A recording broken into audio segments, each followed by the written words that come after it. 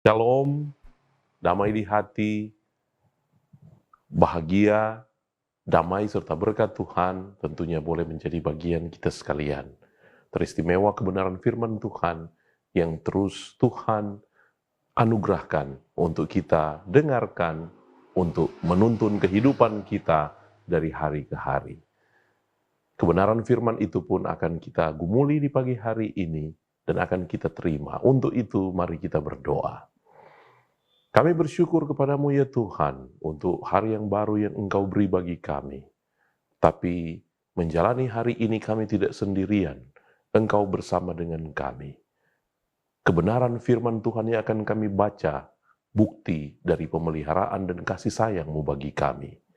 Maka berfirmanlah bagi kami dan tuntunlah kami dalam kuasa Roh Kudus, agar membaca dan merenungkan firman, kami mengerti dan boleh menjadi pelaku-pelaku firman. Maka hanya di dalam nama Tuhan Yesus, firman yang hidup kami berdoa. Amin. Dengarkanlah firman Tuhan menurut Yohanes pasal 19, ayat 4, 5, dan ayat 6.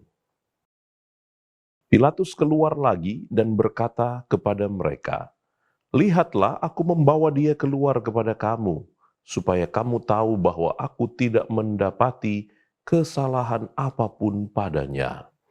Lalu Yesus keluar, bermahkota duri dan berjubah ungu. Maka kata Pilatus kepada mereka, "Lihatlah manusia itu." Ketika imam-imam kepala dan penjaga-penjaga itu melihat dia, berteriaklah mereka, "Salibkan dia!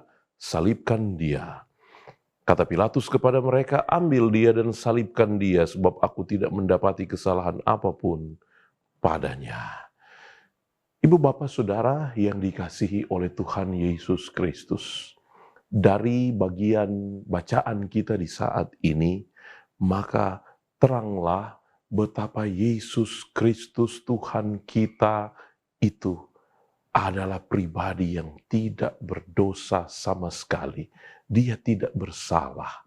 Bahkan di hadapan seorang Pilatus sekalipun, Pilatus yang boleh kita katakan orang yang tidak mengenal Tuhan.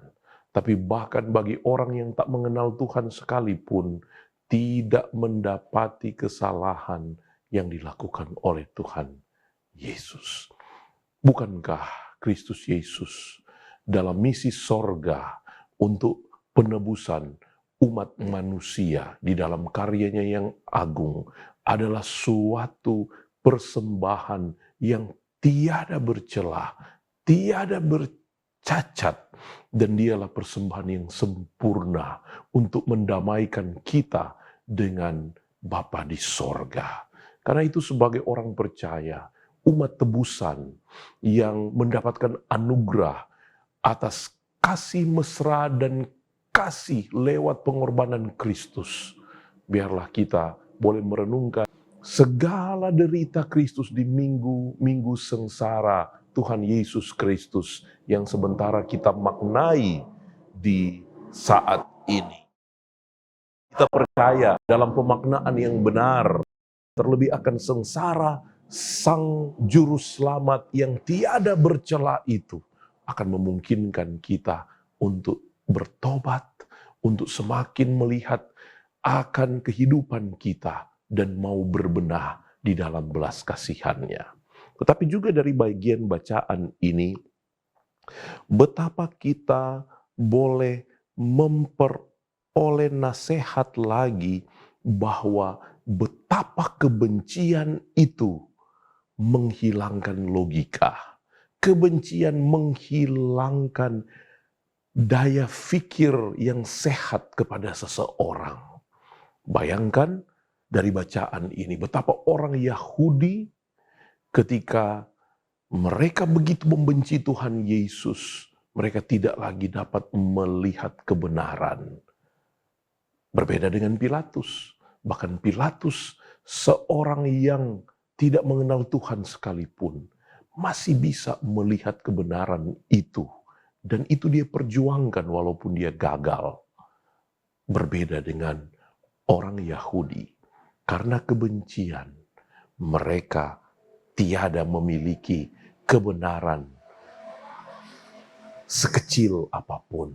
Karena itu saudara-saudara, ketika ada kebencian di hati, jangan biarkan itu menggerogoti hidup kita, menggerogoti kehidupan kita dari hari ke hari. Sebab dengan kebencian akan membuat kita salah mengambil keputusan, salah bertindak, dan jika demikian kita akan menuju kepada maut.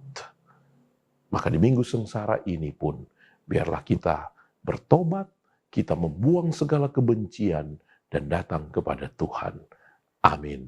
Mari kita berdoa. Terima kasih ya Tuhan, biarlah kebenaran firman ini jadi bagian kehidupan kami. Kami hidup di dalam pertobatan, kami hidup mengasihi Tuhan dan melihat kepada Yesus. Di dalam nama Tuhan Yesus Tuhan dan Juru Selamat kami yang hidup, kami berdoa. Amin.